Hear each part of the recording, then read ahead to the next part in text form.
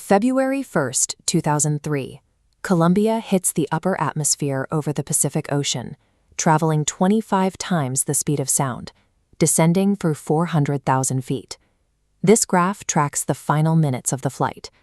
279 seconds after entering the atmosphere, a sensor records massive strain on the left wing. At 613 seconds, sensors inside the left wheel well record rising temperatures, followed by climbing hydraulic and a sudden drop in tire pressure as the wiring burns away. At 923 seconds, Commander Rick Husband acknowledges a call from the ground. His transmission cuts off mid-word. Seconds later, the plasma severs the remaining hydraulics, and the left wing gives way entirely. At roughly 969 seconds, the $2 billion vehicle breaks apart in the thin air, scattering wreckage across hundreds of miles of Texas terrain.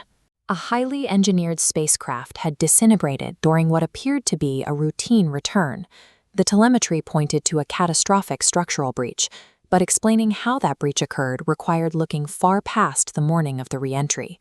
16 days earlier, Columbia climbed from the Kennedy Space Center on a column of white fire. 82 seconds into the ascent, a briefcase-sized slab of foam insulation, weighing less than 2 pounds, separates from the left bipod ramp of the external fuel tank. This diagram maps the physics of the separation. The foam is light, but once it tears away, it immediately decelerates in the rushing air. The shuttle, however, is accelerating rapidly. This creates a relative impact speed of roughly 700 feet per second, or over 500 miles an hour. The piece measures about 20 inches across. It strikes the orbiter at a shallow angle of less than 20 degrees. But it hits the leading edge of the left wing, which is formed from reinforced carbon-carbon. This composite is built to survive 3,000-degree heat during re-entry, but it is brittle against blunt impact, much like a ceramic. Unlike the heat tiles covering the shuttle's belly, these leading-edge panels are critical structural choke points. The foam strikes near panel 8. The impact punches a hole roughly 16 inches wide, straight through the reinforced carbon-carbon. That breach guaranteed the destruction of the vehicle the moment it attempted to return home. Ground cameras captured the strike. Engineers reviewing the ascent footage spotted the massive impact the very next day. Yet the crew flew their entire 2-week mission, completely unaware of the lethal wound on their wing. Once the impact was spotted, a debris assessment team of NASA and contractor engineers convened to evaluate the threat.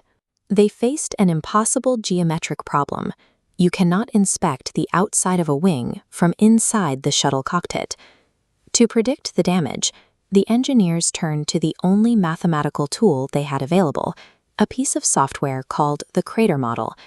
Crater was calibrated for test projectiles around 3 cubic inches. The foam hitting Columbia was hundreds of times larger. Yet, even pushed outside its limits, the model predicted the debris could penetrate the protective layer, causing deep structural wing damage. Rather than treating this severe prediction as an emergency, the team reasoned that the software was simply conservative. They assumed the tool always overstated damage, concluding there would only be surface scratches, not a catastrophic burn-through.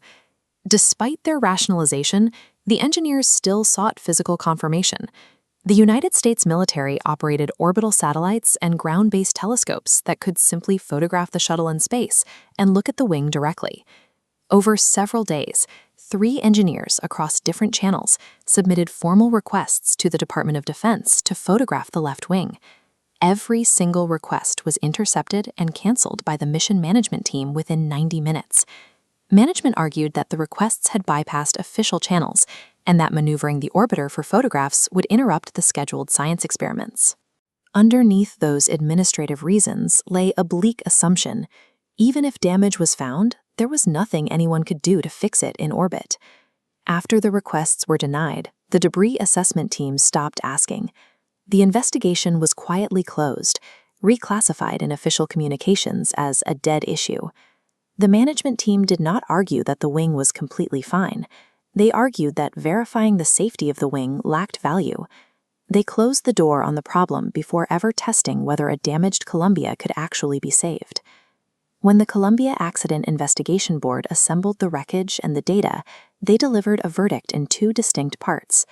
The first concerned the foam impact, but the second addressed the culture of the organization itself. This timeline maps external tank flights. Foam shedding was forbidden, yet struck vehicles flight after flight.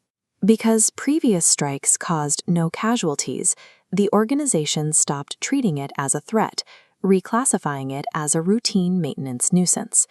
The managers who waved off the imagery requests were acting on years of quietly reshaped judgment. They had built a false confidence that the shuttle could withstand these impacts.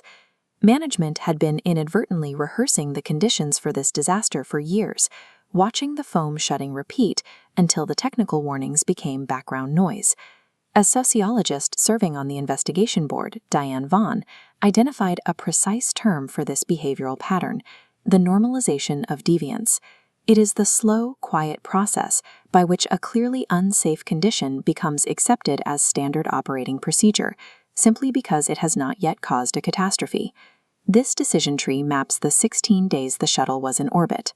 The board identified 8 distinct missed opportunities, moments where a granted request, a second question, or a refusal to drop the issue could have led to a rescue attempt. Every one of those paths was closed because the entire system had been trained to believe the doors led nowhere. The alarms were treated as background noise rather than a call to action. Columbia fell to an event that was measured, modeled, and discussed by highly trained engineers.